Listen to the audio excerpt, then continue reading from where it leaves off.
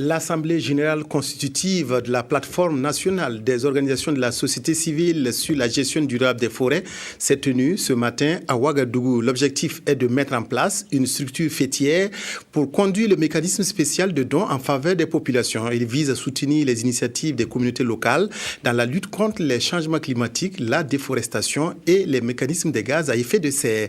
C'est un programme financé par la Banque mondiale et la BAD qui va couvrir 5 régions du Burkina. Adama Koulibaly, reportage. Déforestation, changement climatique ou encore les gaz à effet de serre, ce sont là autant de fléaux contre lesquels des organisations de la société civile se sont engagées.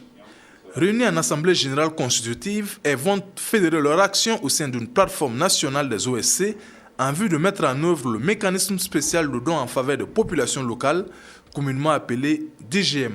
C'est un mécanisme spécial qui a été mis en place par la Banque mondiale en collaboration avec d'autres banques multilatérales comme la Banque africaine de développement pour justement soutenir les initiatives des communautés locales dans tout ce qui est conservation, gestion durable des forêts, amélioration des conditions de vie des populations, lutte contre le changement climatique. Financé à hauteur de plus de 4 millions de dollars par la Banque mondiale et d'autres institutions multinationales telles que la BAD, ce programme vise à appuyer les initiatives locales en matière de gestion durable des forêts.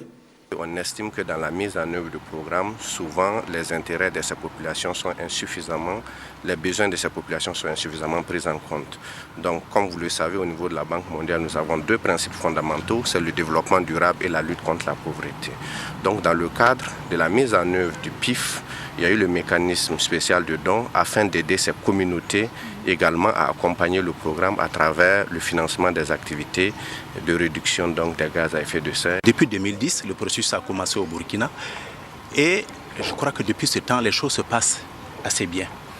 Et nous sommes en train d'atteindre donc, j'allais dire, la phase active où justement le DGM va commencer à se mettre en place et il était normal que le gouvernement, non bientôt seulement, vienne s'assurer de comment les choses se passent sur le terrain, mais aussi pour les encourager et les accompagner. Ce programme va profiter à 8 pays à travers le monde, dont 3 Africains, le Ghana, la RDC et bien entendu le Burkina Faso. L'Est, le Centre-Ouest, le Sud-Ouest et le Centre-Sud sont les régions concernées par ce projet. Le ministère des Infrastructures a initié le 30 août dernier une campagne de reboisement dans la commune de Kombisri. Objectif, faire de la localité une zone verte à travers la plantation de plus de 1000 plants de diverses espèces. Pour l'occasion, les agents du ministère ont reçu l'appui des populations. Bouma Ernest Nebi. En cette période d'hivernage propice pour la plantation des arbres, le ministère des Infrastructures en a profité pour reverdir une partie de Kombisri. Et c'est le ministre des Infrastructures et du désenclavement Jean-Bertin Ouedraogo lui-même qui a donné le top de départ de cette opération de reboisement.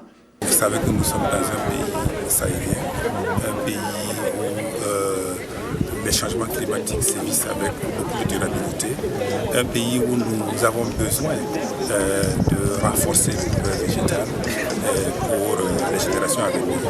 Alors c'est ce qui a justifié que nous sommes là et nous sommes venus ce matin, l'ensemble des directions du ministère, l'ensemble du personnel, et soutenir les populations avec l'appui des populations de Kombisri pour mettre en terre les programmes.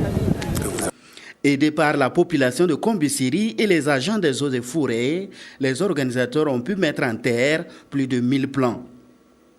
Et pour l'entretien, le ministre Jean-Bertin Ouedraogo demande le soutien de tous et souhaite que la place reboisée devienne une forêt au profit de tous les habitants de Kombisri.